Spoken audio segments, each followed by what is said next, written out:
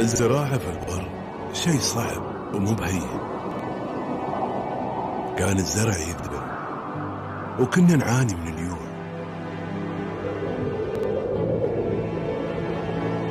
خاصة إذا وقف عنا المطر. لهالسبب كنا نتحول من مكان لمكان وندور الزرع والماء. أذكر في يوم من الأيام زارني ريال في بيتي وقال لي إن الماء وصل مزرعته، لكن في البداية ما فهمت شو يقصد.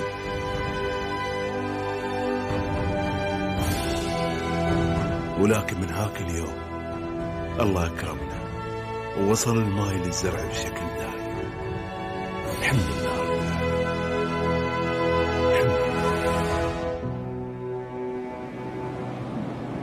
بعدني أذكر كيف كانت شواطينا قبل المواني. كانت المحامل والمراكب مجبورة إنها توقف بعيد عن السيف، وكانوا يستخدمون القوارب الصغيرة عشان تنقل البضايع من المحامل للسيف. نقل البضايع وايد يتعب ويباله وقت وايد وناس تشتغل. كل هذا راح وصار وايد أسهل، ويا المين الكبير اللي بفضله صارت المراكب ترسي على السيف مباشرة. هالشيء ساعد على تأمين الأكل وكل الاحتياجات الضرورية لكل البيوت في وقت واحد. دوم كان الخلاف على الأراضي والحدود هو سبب المشاكل بين جبايلنا. هالخلافات كانت تتم أيام وشهور، حتى أنها كانت تتطور للحروب بينهم.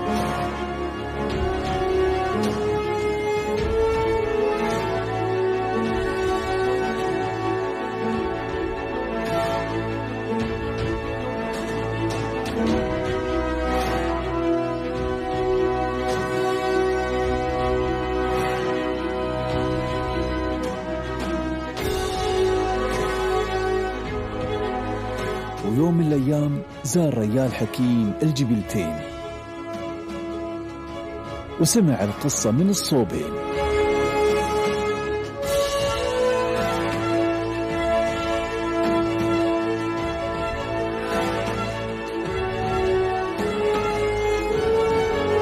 وبعد استشارة شيوخ الجبلتين دعاهم للصلح، وانتهى الموضوع بفضل هالريال الحكيم بالمصالحة بين الكل، وراحت المشاكل بلا ردة.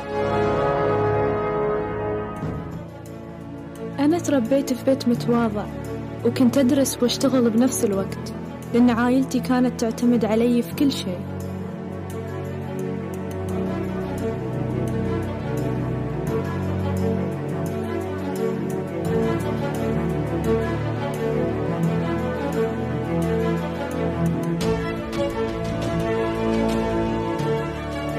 كنت دوم أحلم بحياة أفضل لي ولهم.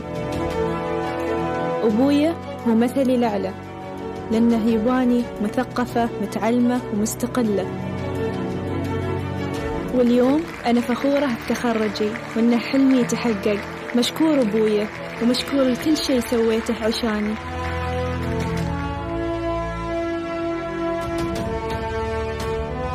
إنك تحصل العلاج الصح لأي مرض يباله جهد ووقت كبير.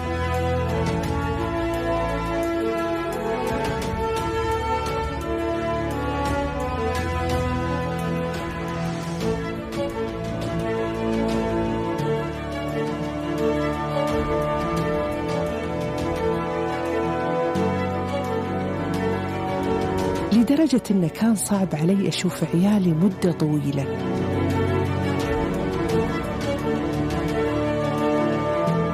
هو قدوتي وحلمي إنه يكون لي نفس صفاته، عسى أساعد مجتمعي بكل اللي أقدر عليه. واللي خلاني أجتهد في شغلي هو كلام معلمي الحقيقي، وخاصة مساعدة المحتاجين، لأن هذا هو أهم شيء بالنسبة له ولي.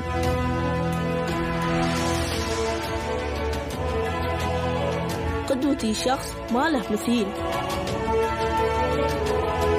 هو شخص كريم ما يهمه غير مساعدة الناس.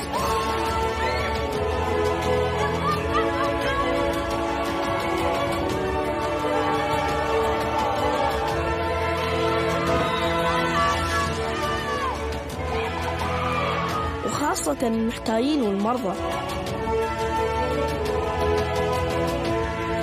في بلاده وبكل العالم هالرجال هو مثلي الأعلى، وأبغي أكون نفسه يوم أكبر.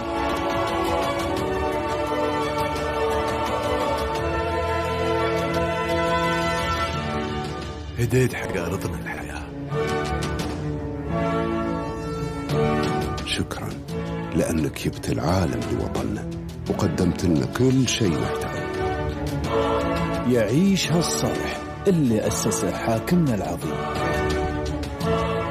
من كل قلبي هذه لك أبوي. أنت ملهمي في شغلي وفي نجاحي.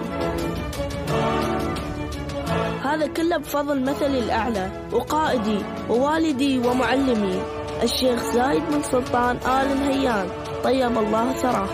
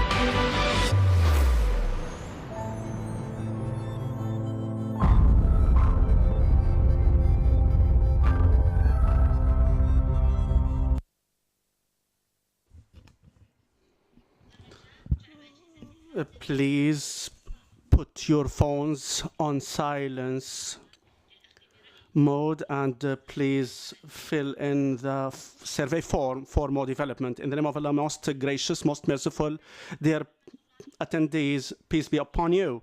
On behalf of Dr. Jamal Sanad Al-Suwaidi, Director of GCECSSR, welcome you here this evening with our lecture today, The Gulf Security in the Thoughts of Sheikh Zayed by Dr. Nayef Ali Obeid. And this lecture comes within the participation of ESSR in Zayed's year and its care for enhancing the position of late Sheikh Zayed bin Sultan Al Nahyan. May his soul rest in peace, and eternalizing his heritage worldwide and showcasing his achievements for all standards. And the founder of the modern UAE in its economic and social stability, tolerance, and open to the world. Our lecturer today, Dr. Nayef Al-Obeid, is awarded of PhD in political science from University of Belgrade. He worked as a senior researcher at the court of His Highness the President of the UAE, and he was an expert in the political sciences in the Crown Prince of His Highness Sheikh Mohammed bin Zayed, and he is a senior research in the Gulf Center for Media and visiting advisor of the General Secretariat of the GCC. He is currently a researcher at the Sultan bin Zayed's Cultural and Media Center. Dr. Nayef Obeid has published a number of books and studies, including GCC Security, from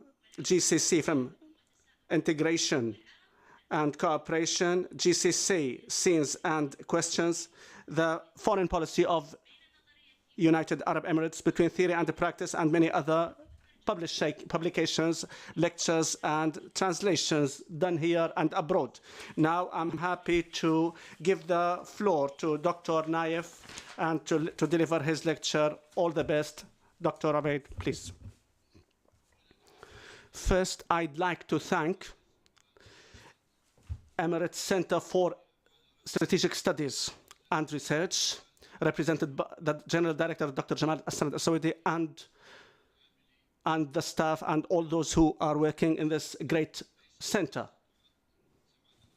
which is not accredited here, and in the Arab world also.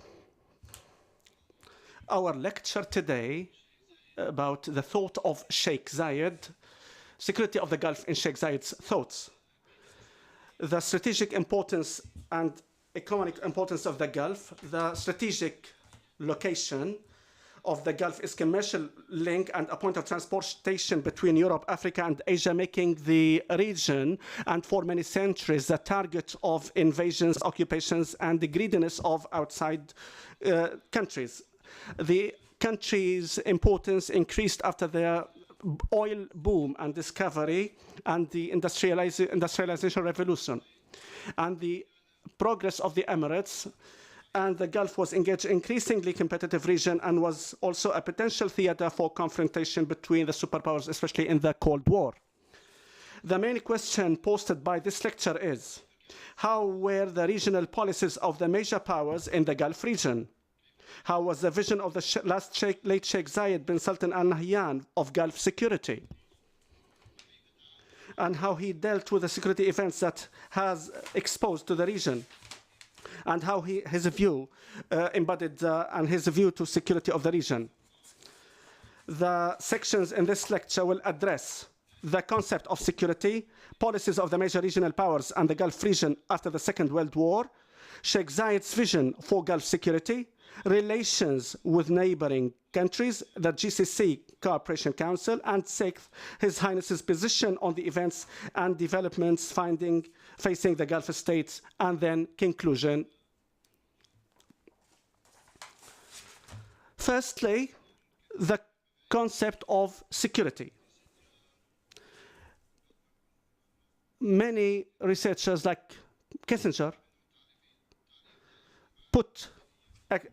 define security, but here I will use the British Department of Knowledge, which defines that security as protecting the nation from the threat of oppression by a foreign power. I also took the definition of Khalil Hussein, who defines regional security as the policy of a group of countries belonging to one region that seeks to enter into military and security and cooperation in the region to prevent any foreign force from intervening in the region on the basis of security and military coordination and integration on all internal frontiers.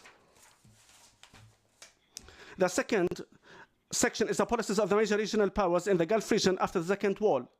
I have 30 minutes only, so I will be a little in a hurry. The policies of the major regional powers in the Gulf region after the Second War, American regional policies in the Gulf War, the regional environment was in fact a reflection, was just an inflection of the international environment in which the Cold War prevailed between the superpowers. It was a reflection of that dispute between the superpowers, and it was the theater for promoting their policies throughout the regional agents. When Britain announced in the late 1960s that it was planning to end its military presence east of Suez, and the United States felt and was forced to think directly about how to protect its interests in this region. So it organized its military and diplomatic resources to protect its interests in the Gulf. United States was busy in Vietnam War, was involved in Vietnam War.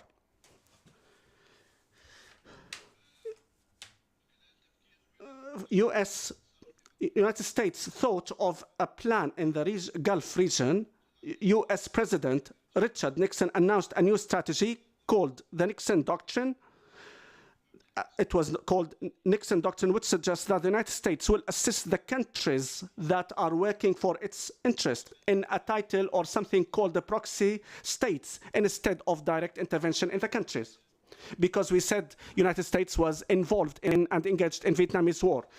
First, the bet was on Iran in the first position, and Saudi Arabia in the second position.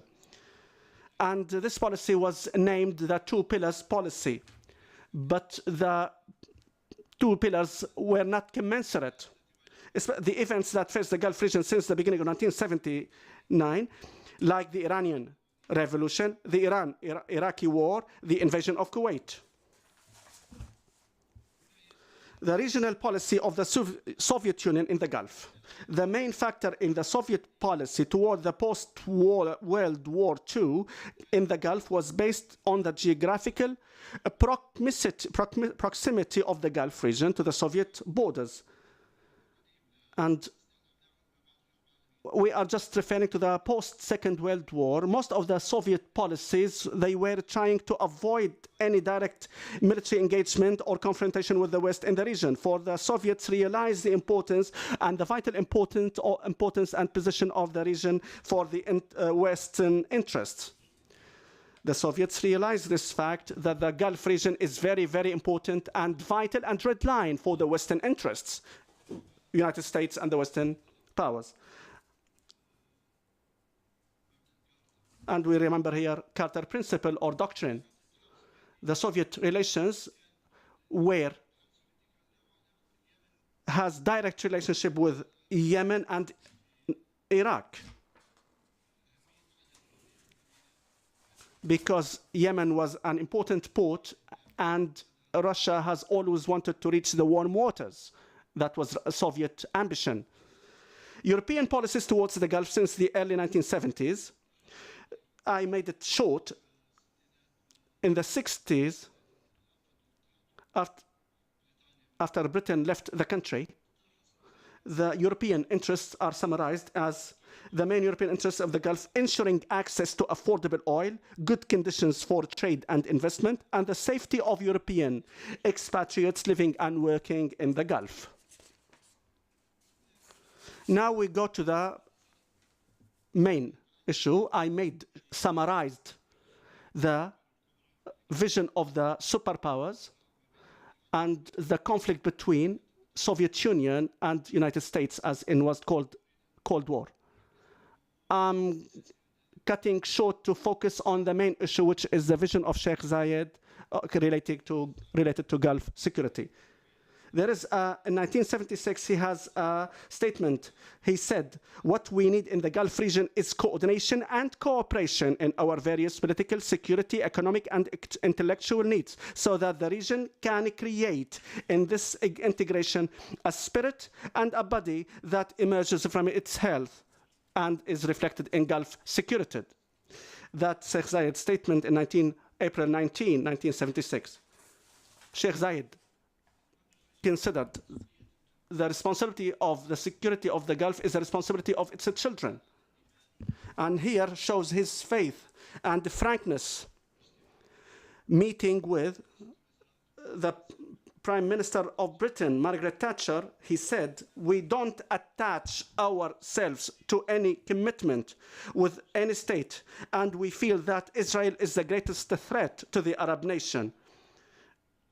And the Palestinian is a prominent case, and there is Arab unanimity on this. We don't attach ourselves to any commitment with any state, whether economic, military, or political, only within the limits of our interest. In this logic, from this logic, we reject the establishment of foreign military bases in the region, whatever is the nature. Sheikh Zayed bin Sultan, in 1980. The issue of Gulf security concerns all countries in the region. He believed that security of the Gulf is not restricted to one country. It applies to all countries of the GCC.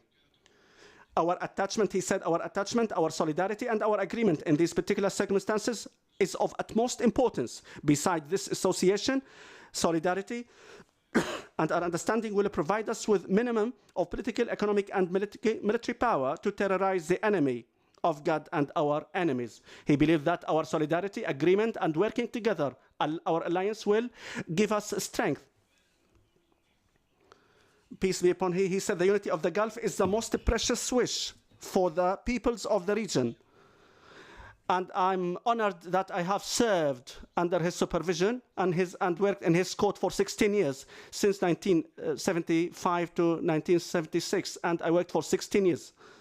And God knows how honest, how genuine was the desire of Sheikh Zayed in his desire to the unity of the Arab world. He said the unity of the Gulf is the most precious wish for the peoples of the region, and we must do our best to support this unity by strengthening the federal institutions in our country and the United Arab Emirates.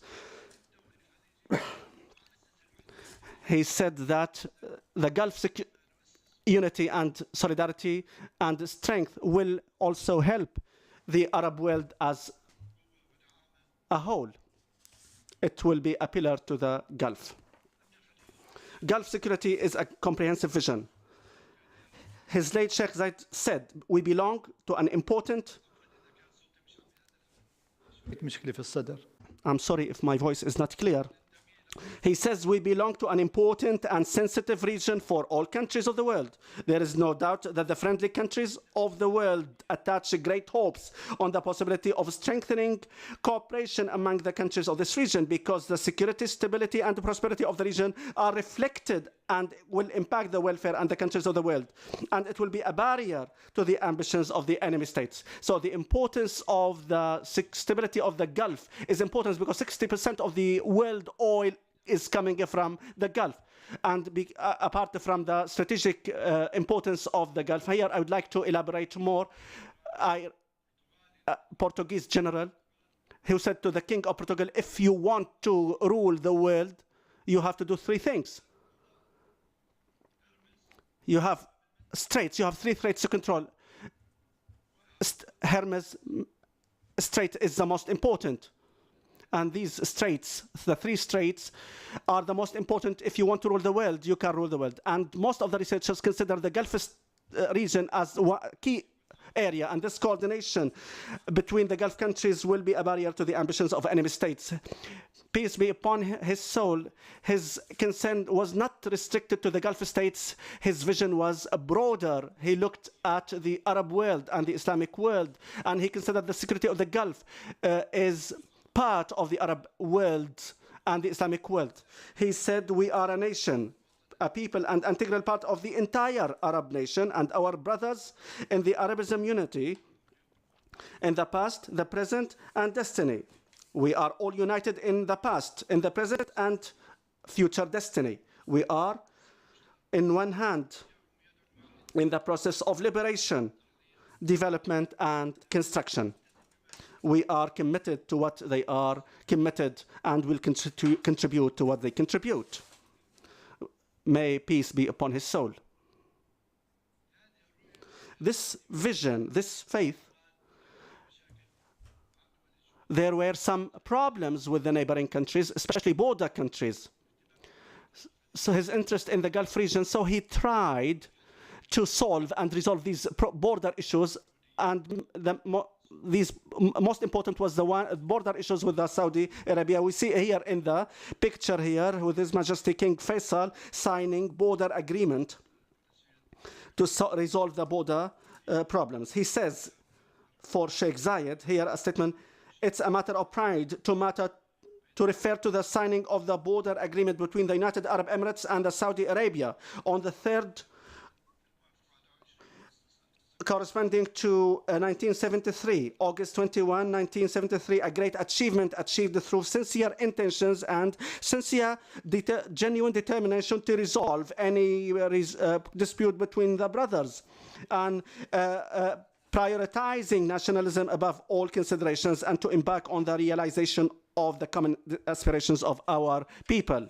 He also praises King Faisal's majesty, and this was embodied in the great wisdom and the great position shown by His Majesty King Faisal of Saudi Arabia to reach this agreement, which he has begun a new page of history of the region. It opens the way to expand the horizons of constructive cooperation in various fields and to realize the great hopes of our brotherly peoples. He also ended the border issues with Oman Sultanate. As we notice here in the picture, Sheikh Zayed is signing agreement with Sultan of Oman between late Sheikh Zayed and the Majesty of Sultan Qaboos, Sultan of Oman. Here actually was the conundrum and the dilemma is the relationship with Iran and the islands issue. The 3 islands occupied by Iran, these were the most important issues that are still pending between the 2 countries. In November 1971, November 30, on the eve of the British withdrawal from Sheikdoms, Iran occupied 3 islands, Abu Musa Island of Sharjah, and the Greater and Lesser Tamb Islands of the Emirate of Ras Al Khaimah. There was a reaction from the Arab world, and there was internal reaction through demonstration in the United Arab Emirates and the Arab world. Also, there were some demonstrations in Iraq, in fact, and in some other countries also denounced this occupation. After the Second World War in 1991, the UAE tried to improve its relations with Iran, but the latter took over Abu Musa Island in 1992 after sharing and co-administrating Sharjah's administrating these islands in 1971. And in early 2000, Iran also removed civilians from Abu Musa Island and established military bases on the islands of Lesser and Greater Tambs.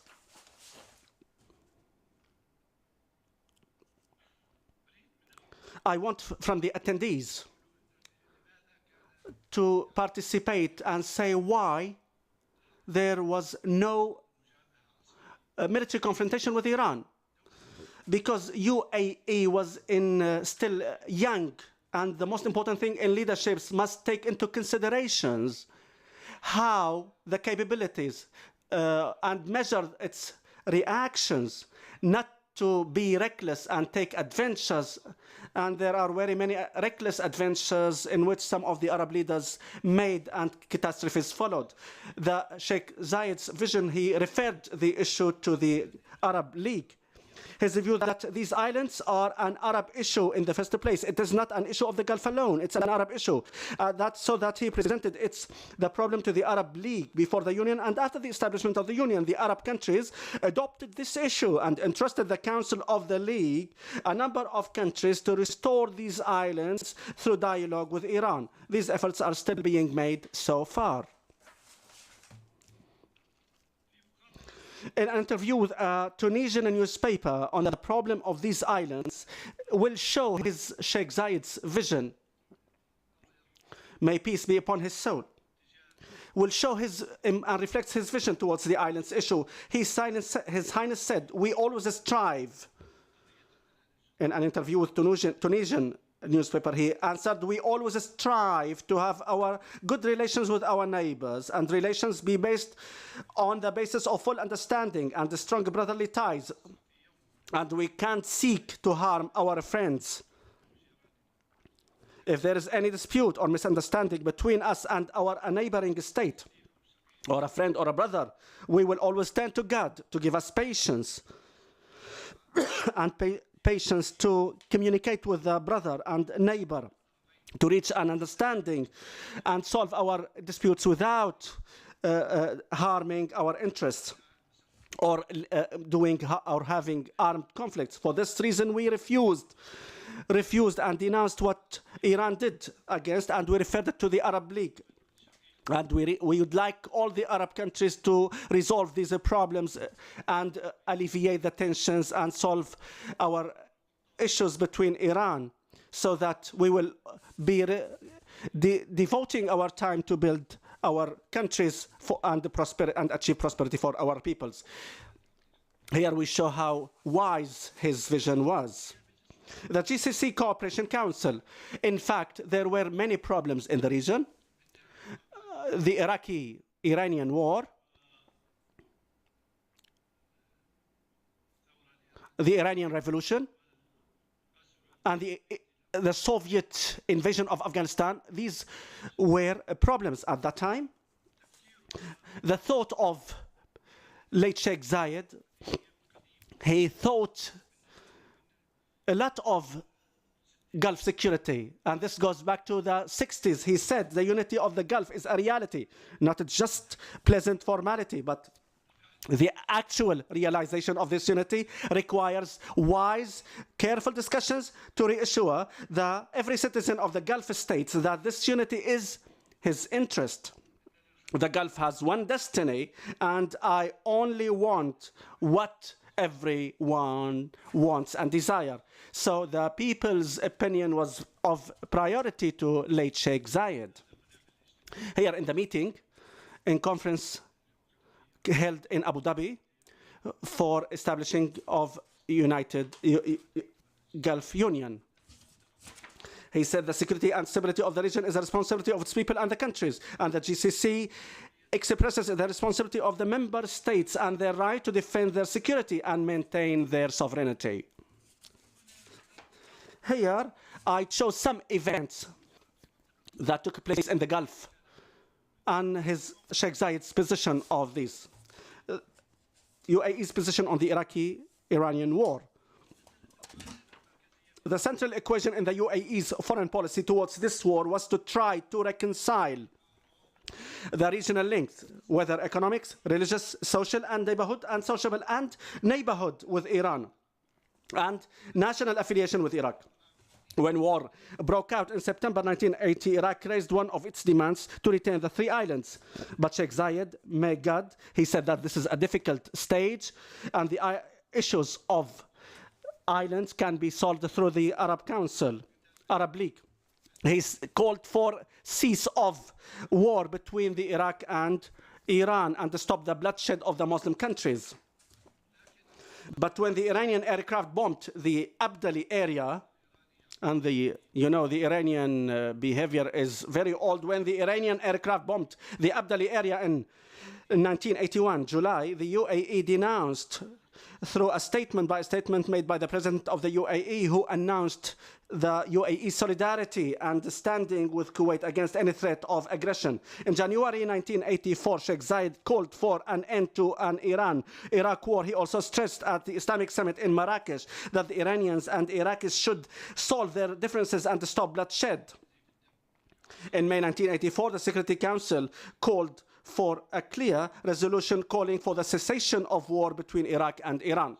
On November 25, 1986, the UAE oil facilities in Abu Dhabi, Abu al-Bakhush marine field, were hit by aerial bombardment, which resulted in 5 deaths and some injuries. Sheikh Zayed, a big problem for Sheikh Zayed, but Sheikh Zayed exercised self-control and restrained himself and avoided this provocative act in order to stay away from the ongoing fault. He did not believe in that war. At the end of the war, Sheikh Zayed congratulated Iran and Iraq. He said the top and maximum of courage is to take wise decision in the time of crisis. We hope that this is the right direction to achieve a just and comprehensive peace between the two Muslim countries. Also, we have the second position of the invasion of Kuwait between 1990 and 1991. Here we see his position, Sheikh Zayed's position between the invasion of Kuwait and the Iranian-Iraqi war.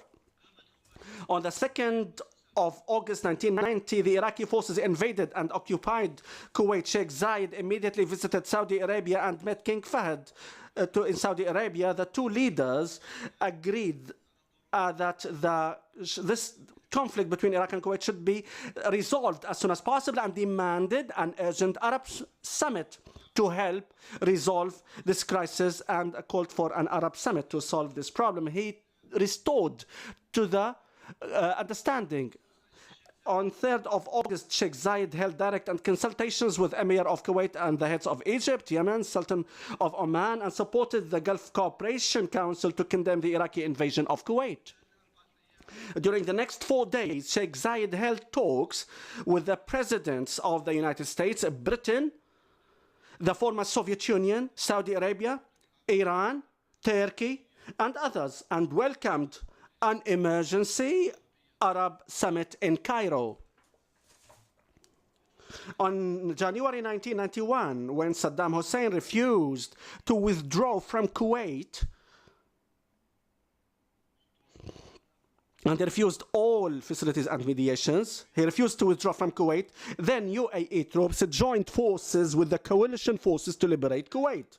Why? Because here we'll compare between two positions, his position from the Iraqi-Iranian war and his invasion and the Iraqi's invasion of Kuwait. The position of the UAE from the Iraqi invasion of Kuwait differs from its position on the Iraqi-Iranian war. It stems from the direct threat by the regime of Iraq, claiming that its increase in oil production is an aggression against Iraq, and the commitment of the UAE and to its commitment, UAE's commitment to its duty as a member of the Gulf Security, believe that it is banned, illegal, immoral to invade any country of the Gulf states, and it is a breach to the international conventions.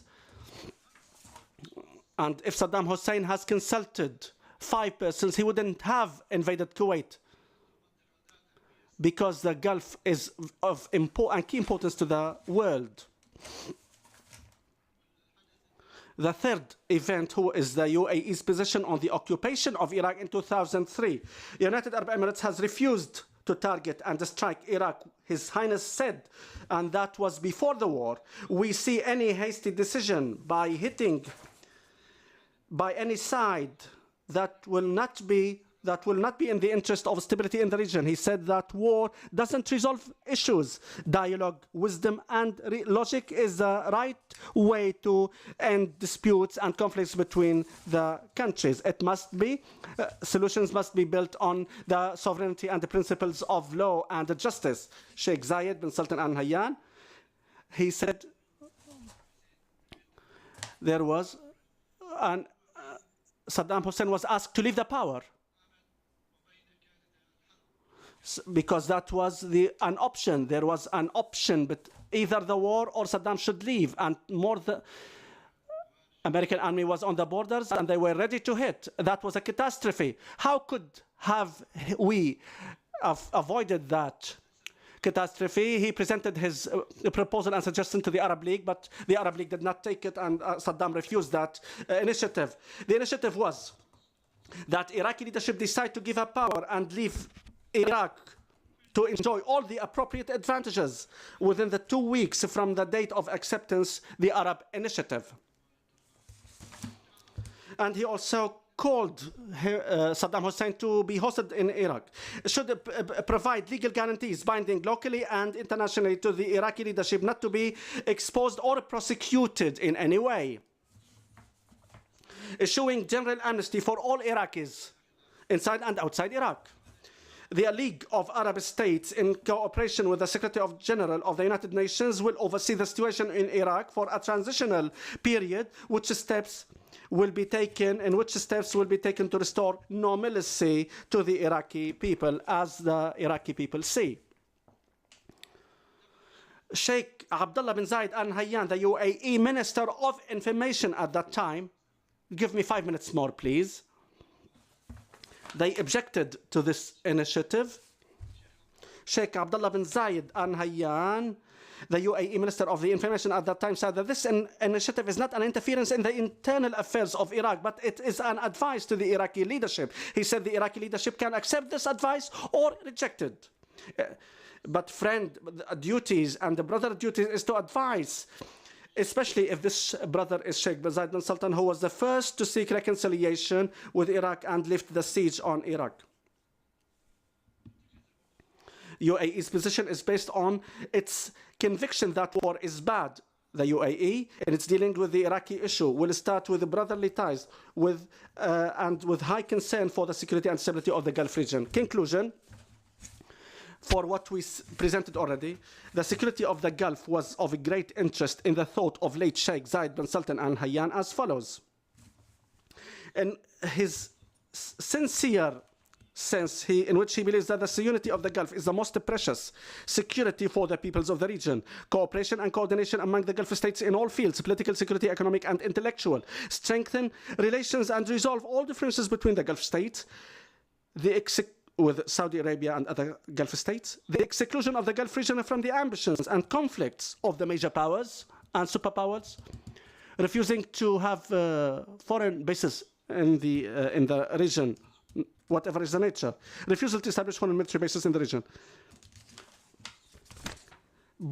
boldness of opinion, frankness and self-confidence. This was manifested in his conversation with former British Prime Minister Mary Thatcher.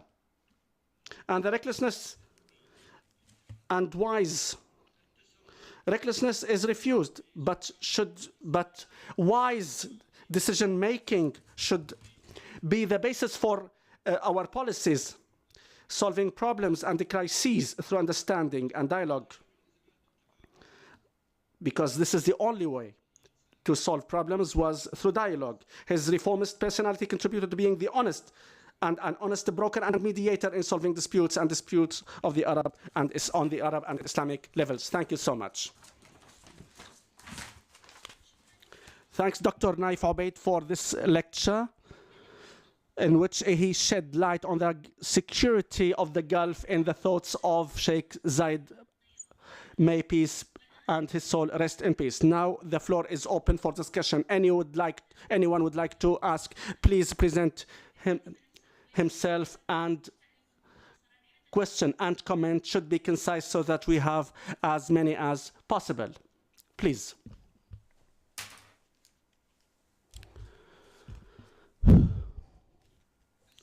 Peace be upon you. In the name of Allah, most gracious, most merciful. Dr.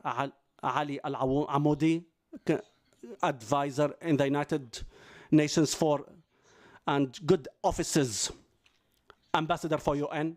Thanks a lot for Dr. Nayef Obeid for this presentation on the personality that gives us pride, late Sheikh Zayed, peace be upon him, the wise of the Arab world. Sheikh Zayed's vision for the unity of the Gulf and its importance after realizing of the and establishment of the United Arab Nations came after this entanglement and in the Arab world. Lots of problems. There was disunity between Syria and Egypt after a unity.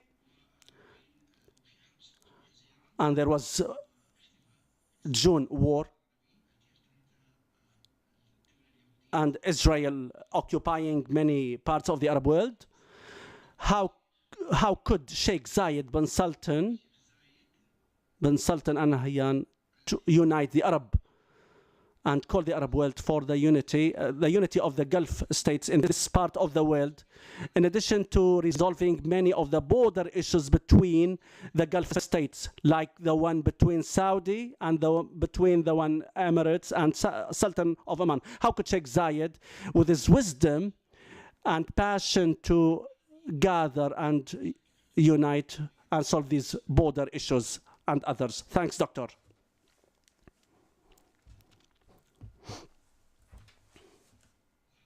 In fact, the personality of Sheikh Zayed,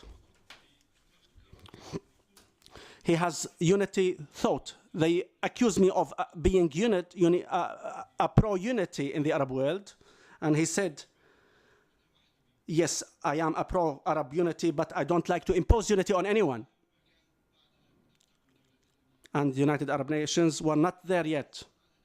His thought was not restricted, limited to the United Arab Emirates only. He was looking for unity with Qatar and Bahrain too. He had ambition also for Arab world unity, but he did not like to impose this unity on the Arab world states. He wanted this to stem from conviction and to be done by unions.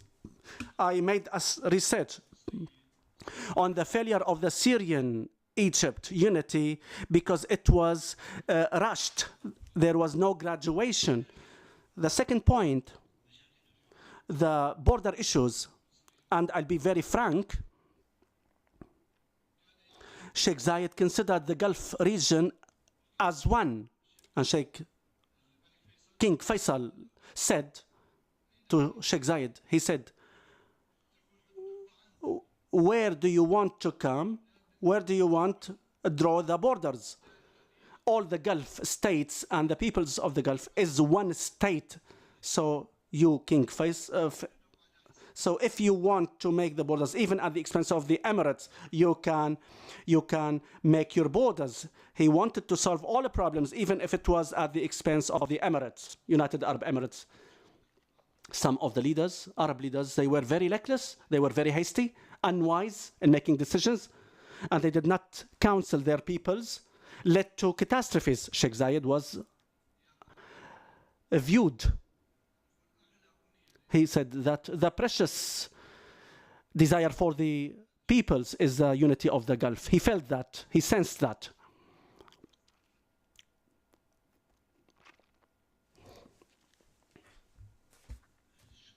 Thanks, Dr. Nayef. I have a quick question related to the changes, the strategic environment after the Second World War and the reflections and its impact on the security of the Gulf states. The light is related to the national personality of Sheikh Zayed, which was based on two dimensions. I am Sayal Al-Ma'ayida. The personality of Sheikh Zayed was based on two dimensions. First one is wisdom, the second one is virtue. When we are talking about wisdom, we understanding of people. Sheikh Zayed had the wisdom to understand people, the Arab world, the Arab issues, but wisdom and virtue, he was beloved by people. There were some variabilities in the strategic environment. Here, Second World War led to removal of bilateral polarity because there were Western and Eastern capitalism and communism. Till now, those who are calling for communism, they are now withdrawing. We don't have this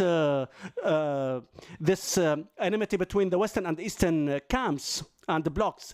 Are these changes have any effect and impact on the Gulf states? Is the importance of the Gulf states come from being a source for oil or because of its geopolitical 11 September events? As an example, the Western world was focusing and taking priority to the source. It wasn't taking care and just focusing on the source. And you mentioned that Europe was working and trying to guarantee the flow of oil, no matter from where. But after the Second War, there was two importance: the source and the oil, the flow of oil. Are these variabilities still impacting the Gulf from the geopolitical point of view, or because of the sources? From my modest viewpoint, both dimensions. The position, the strategic position of the Gulf states, Gulf region, since the Portuguese Empire, and as I said, as I took an example from the Portuguese general who told his king, if you wanted to govern the world, you must govern the three straits. The most important region is the Gulf region. This importance was enhanced and augmented after the discovery of oil. The oil factor is still very important, and the geopolitical position of the Gulf region is still very important. What the evidence is what we see today, what we witness today. Till now, from my viewpoint, and I was a military man before,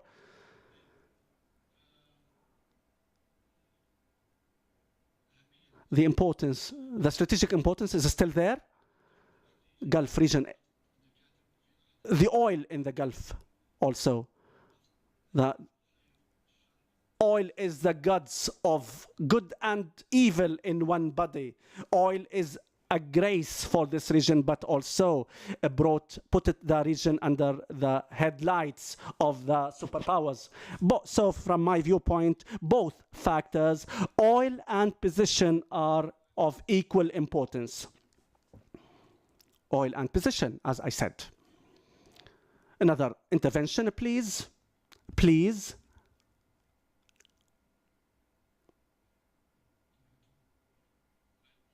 Fuad Nahro, political science professor, Sorbonne University, Lebanese, and of course I have some observations related to the strategies of the superpowers related to Europe at this period, 70s period. The European policies were absent. Europe were in opposite positions concerning the Arab-Israeli position. For example, France in the 70s supported the Arab world, while Holland supported Israel. Unifying of the vision in Europe was the product of a long work in the foreign policy, especially the political cooperation in Europe, and concerning the security and political policies. Till now, Europe is not unified on its position. And that also was reflected, can be embodied in the American invasion on Iraq. This is one observation about Europe. I would like to praise this lecture. The second observation is Sheikh Zayed's vision to the Arab world was an exemplary, for one reason, that all the attempts of unity were based on power balances failed. The unifying of the region, mainly the Arab world, this unity which became a necessity and proved that all solutions except of unity are failure. This could be through grading, wisdom, integration in economic, in politics, and these ideas were there. And I'd like to praise of this wise position of late Sheikh Zayed in a time in the Arab world, especially in Syria and Lebanon, accepted the hasty and strong positions and measures to achieve unity as soon as possible. So Sheikh Zayed's vision was pioneer and piloting in that period. And now we are convinced to Sheikh Zayed's position. Now, as you notice, the Arab world is disunited. Thank you. These were my observations. And the conclusion, as you noticed, I indicated to reach some conclusions of Sheikh Zayed: wisdom, judiciousness, insight, bravery. A small country like United Arab Emirates, like with Britain, which was mandating power of this region. He told Prime Minister of Thatcher, if you told, he was talking to her bravely, and that was difficult to find anywhere else. His personality, and in the studies I made about him, the personal view of the leader, I say in some of the disease, the destiny of the Arab world is represented in their leaders' views, which could be either grace or catastrophe. Another intervention, another question.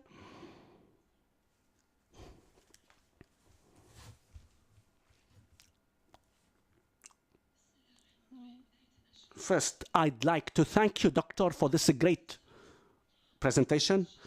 I'd like to ask about Sheikh Zayed's initiative concerning 2003 war.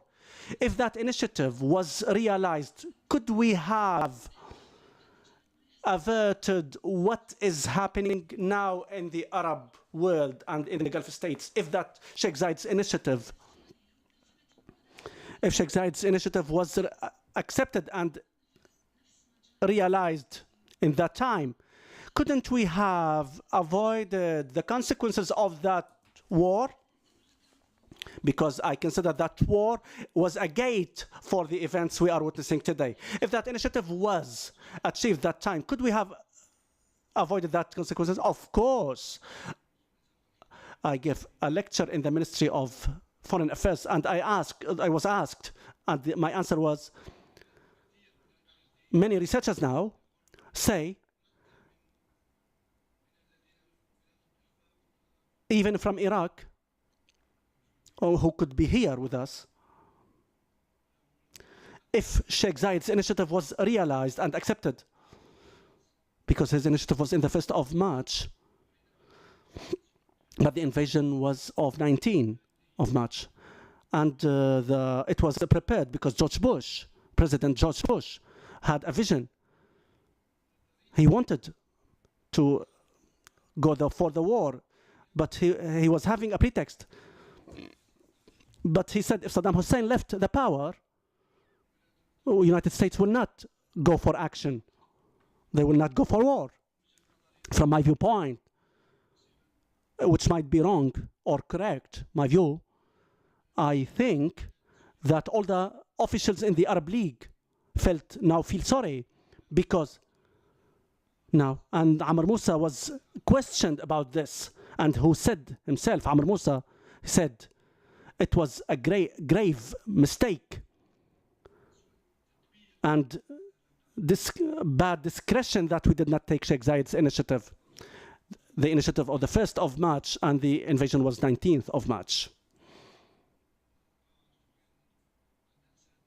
And I believe that some researchers here and academics from Iraq are here with us. Last question or intervention?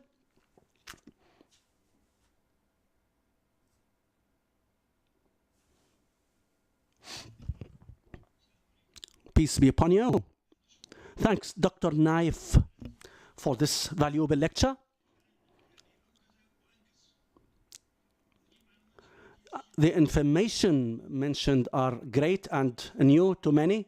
When we talk about the Gulf security and Sheikh Zayed's thought and Sheikh Zayed's interest in enhancing security of the Gulf could be considered a constitution and a law for the Gulf, a constitution for the security in the Gulf states, when Sheikh Zayed said that coordination and cooperation between the Gulf states and the security of the Gulf states is the responsibility of the children of the Gulf states, enhancing the federal institutions to support the unity and support the power of the Gulf states. These are frameworks for what it should be for any state to strengthen the ties between the Gulf states.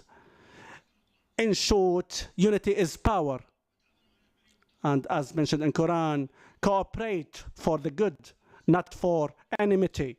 One question for Dr. Nayef. What is your viewpoint and expectations for the future of the security of the Gulf to face these challenges in prevailing the country? Very important question. We are in a time, as researchers and academics, our anticipations, our predictions are very difficult because the acceleration of the events are going at high pace.